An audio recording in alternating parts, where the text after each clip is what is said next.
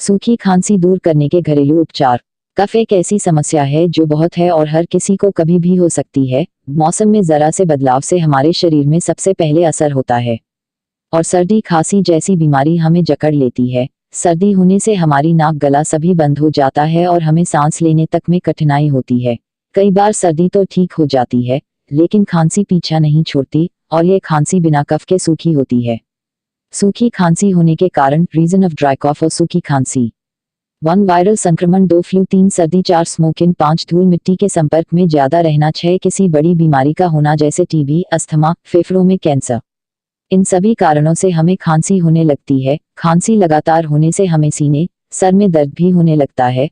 खांसी की वजह से हम अच्छे से खा पी भी नहीं पाते हैं और किसी पार्टी मीटिंग जाने में भी हमें शर्मिंदगी महसूस होती है। लगातार आती खांसी हमें सब लोगों की नज़र में ले आती है और हमारी वजह से दूसरे भी परेशान होने लगते हैं।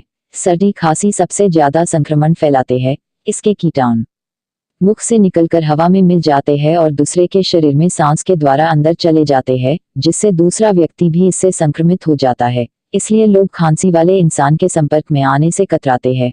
खांसी वाले व्यक्ति को हमेशा अपने साथ एक रुमाल रखना चाहिए और जब भी खांसी आए रुमाल मुंह पर रखे ताकि कीटाणु किसी और तक ना पहुंचे।